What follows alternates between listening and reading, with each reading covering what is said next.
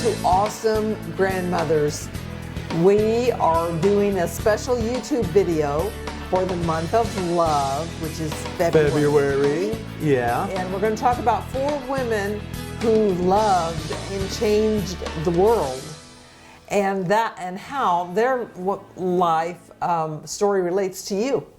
That's right. Well, this is awesomegrandmothers.org. This is our YouTube site. So make sure and visit awesomegrandmothers.org, the blog. Make sure and click down here and subscribe. And what we're going to talk about today is the first of 4 women who really loved and gave for something that she loved, like grandmothers raising grandchildren. There are a lot of grandmothers, mothers, just women who are leaders who need this encouragement that we're going to give right here today. Yes. But our first of 4 women, who is it?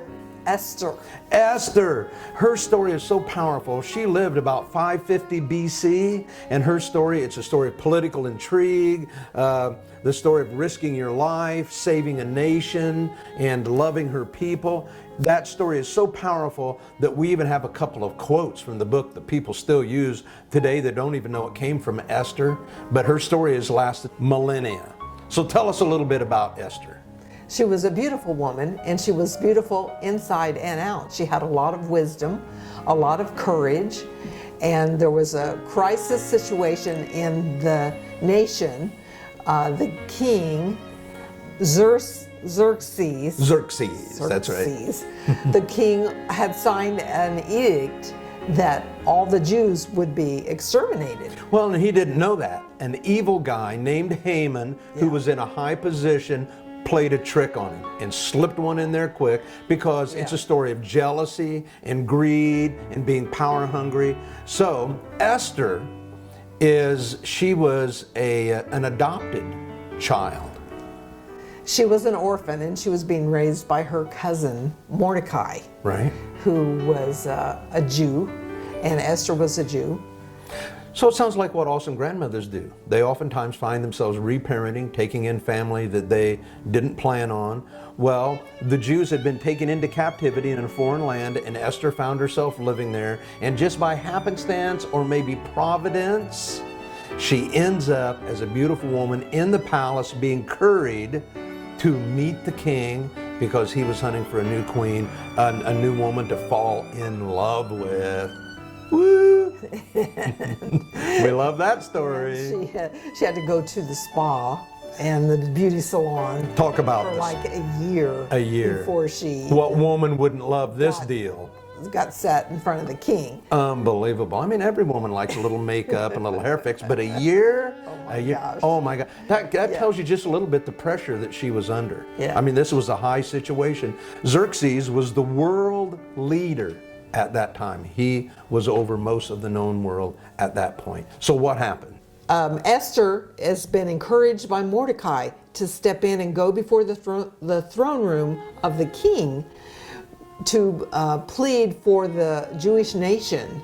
And if she didn't, they would all be exterminated. So that was, it took a lot of courage for her to go do that, though, because you couldn't just walk into the throne room of the king.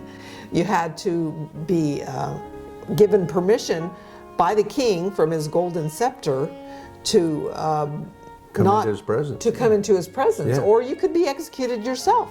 So there was a lot at stake here with Esther. This is a love story, and love drove Esther to do the right thing, to have courage. I mean, Esther had courage, she had faith, she had wisdom, she knew how to curry favor, she made a strategy, and she knew how to get the help and the resources of the king to take this bad situation and turn it into a really great situation.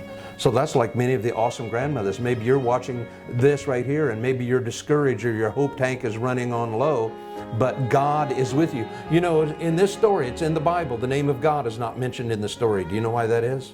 Did you know that? I don't know. Why? Yeah, the name of God doesn't appear in this whole book of the Bible. Many scholars think that's because the point the God wanted to make was that He is operating in the background, and even though we don't see, we don't understand, we don't see Him doing anything, and we feel like we're all alone, that God is still there working to work things out.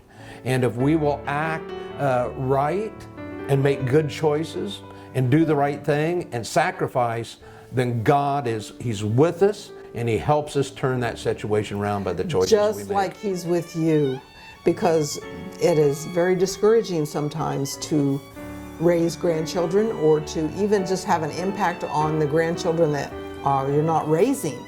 Sometimes it takes quite a commitment, and it takes courage. So here's an orphan being raised by a cousin who ends up in the palace. Everything is at stake. She's going to lose her family, her own position, her nation, if she doesn't act and do something and turn this situation around and intervene. Sounds like awesome grandmothers raising grandchildren, doesn't it? It does.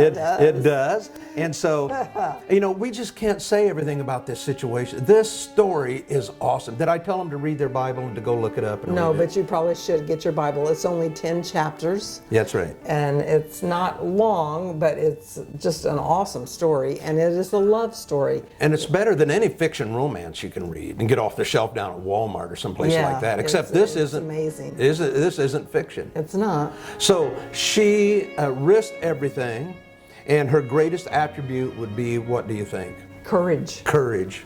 I think courage, faith, to keep moving. She was under tremendous pressure in this situation, and she showed great grace. And so what legacy did she leave for us today? There's even a couple of famous phrases that we still use in society today that most people don't know came from the book of Esther.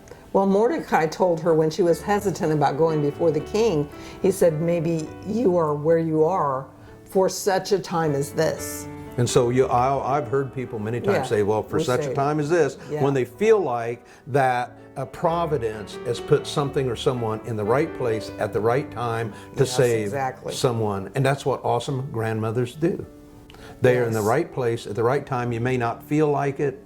You may feel like a failure, things have gone wrong, but we're here to tell you that Esther's story can be your story. You can leave a legacy like Esther where for generations later from now, the effects of what you're doing for these grandchildren will bump forward and affect people's lives.